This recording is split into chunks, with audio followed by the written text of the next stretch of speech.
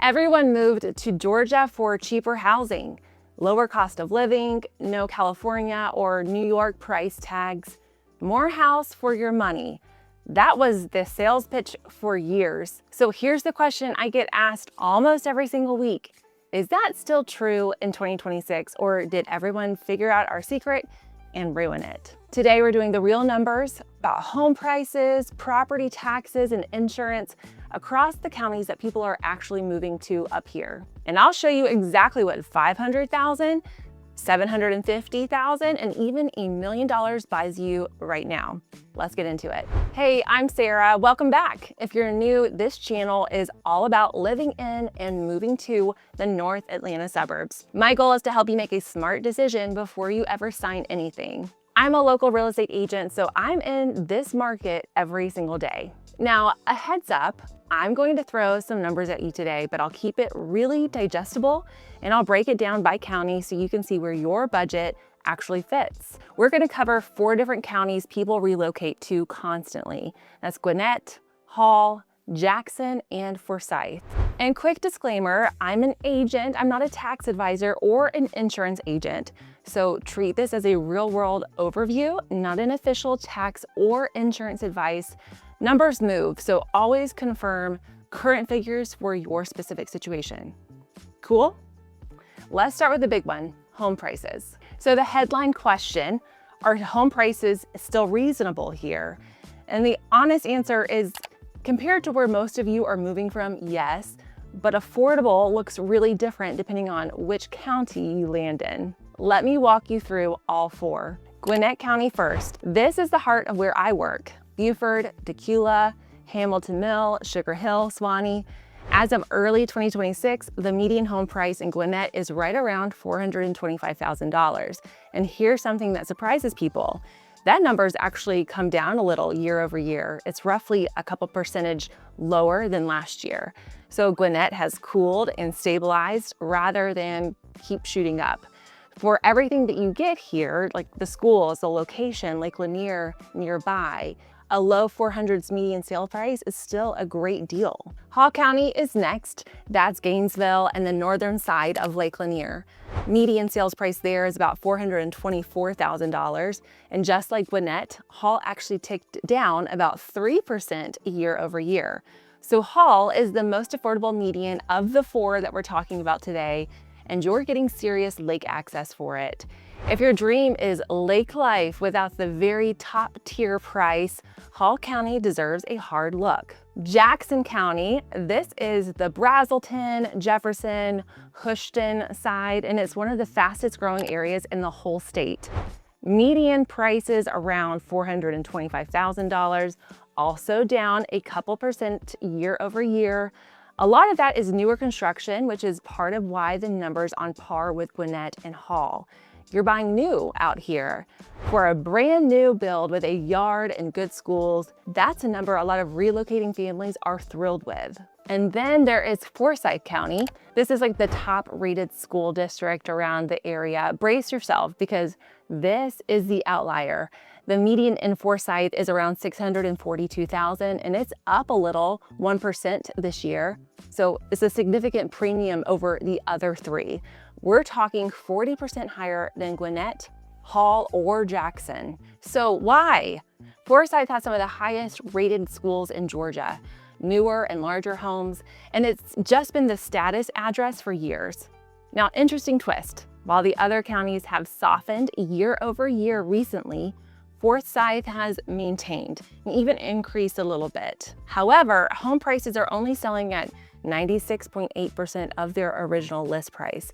That tells me buyers have more negotiating room than they've had in a long time, even in the premium county. So let's zoom out. 3 of your 4 counties, Gwinnett, Hall, and Jackson, sit in that roughly $425,000 median range. Forsyth is the splurge at around $640,000 plus, and the Metro Atlanta median overall is hovering in the low 400s. Compare that to those in California, the Northeast, or even Florida right now. And yeah, Georgia is still a relative bargain, but cheap, those days are behind us. It's reasonable, it's not cheap. Big difference. And that is the honest take. Okay, but the sticker price of the house is only part of the affordability story. Two things blow up people's budgets after they move. And the first is property taxes. And this is where Georgia really wins. Big picture, Georgia's effective property tax is relatively low. It generally lands around 1% of your home's value, which is around the national average. If you're coming from Texas, New Jersey, Illinois, parts of New York, you are going to be pleasantly shocked. This is one of the biggest hidden savings of moving here, and almost nobody factors it in until they see the bill. Here's a quick county by county feel, and these are based off of effective rate ballpark, so confirm your exact number. Gwinnett County runs around 1.26% effective of home value once you factor everything in. On a $425,000 median home, you're roughly in the $5,350 a year neighborhood, and that's before exemptions. Hall County is lower, is an effective rate in the 1.01% range, which is one of the friendlier rates in the North Metro area. Another reason why Hall is the affordability sleeper pick. Forsyth County keeps its county millage rate notably low. They've held it steady for years. So even though the homes cost more, the rate is more competitive. The catch is simple math. A low rate on a $600,000 house is still a bigger check than a slightly higher rate on a $400,000 home. Jackson County sits in that typical Georgia 1.04% range as well, which keeps those newer Brazelton area builds attractive on the monthly budget. Now here's the part I really want you to hear because it does save people real money. That's the homestead exemption. If the home is your primary residence, Georgia and these counties offer homestead exemptions that knock down your taxable value. And some counties have additional exemptions for seniors or veterans. A lot of newcomers forget to file for it and they overpay. So when you buy, make sure you file for your homestead exemption. Go ahead and set a reminder in your phone. Future you will be grateful. Bottom line on taxes, this is a column where Georgia genuinely helps your affordability, especially versus those high tax states people are typically leaving, so don't sleep on Georgia. Now, the other line item that's been creeping up on everyone, everywhere, is homeowners insurance. And I want to be straight with you here because this is the one that's changed the most recently. Insurance has gone up nationwide. Georgia is no exception. Depending on the source and your coverage level, the average Georgia homeowner is paying somewhere between $2,400 to $2,880 a year for a typical policy. Now here's the good news. Even with those increases, Georgia still tends to run below the national average on home insurance. We still pay under what people in coastal and disaster-prone states are paying. We're not Florida, we're not the Gulf Coast. Up here in northern Georgia, we're inland, so there's not hurricanes making direct landfall here, which does keep our premiums more reasonable than a lot of the places people are moving from. A few real world tips because this is where you can actually save. First, shop it.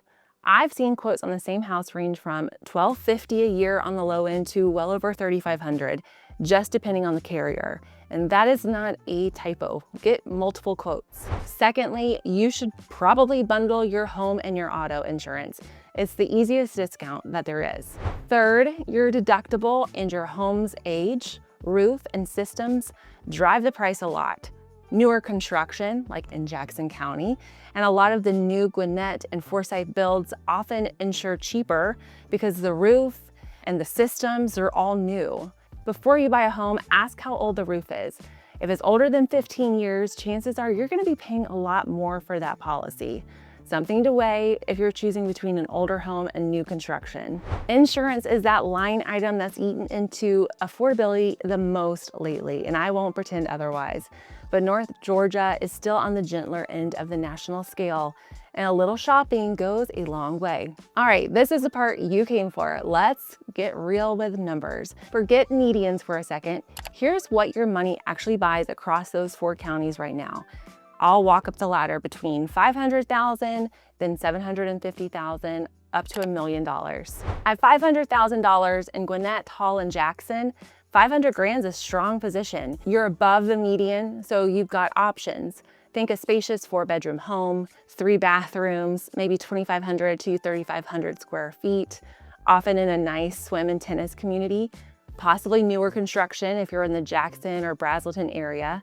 In Hall County, you might get that plus proximity to the lake. So this is a comfortable room to grow, raise a family, home in 3 of your 4 counties. In Forsyth County though, $500,000 is below the median, so it's more of an entry point. You're likely looking at a townhome or a smaller, older single-family home, something that may need updating, all to get into those top-tier Forsyth schools. Same $500,000, very different house. That's a Forsyth Premium in action. At $750,000, now we're having fun. In Gwinnett, Hall, and Jackson, $750,000 buys something impressive. Larger executive homes, 4,000 plus square feet, premium finishes, maybe a 3-car garage or a bigger lot, maybe some sought after neighborhoods, maybe a basement, maybe a pool. In Hall, this range starts opening the door to legitimate lake access or near lakefront properties. This is typically a move-up buyer or we made it territory in those counties.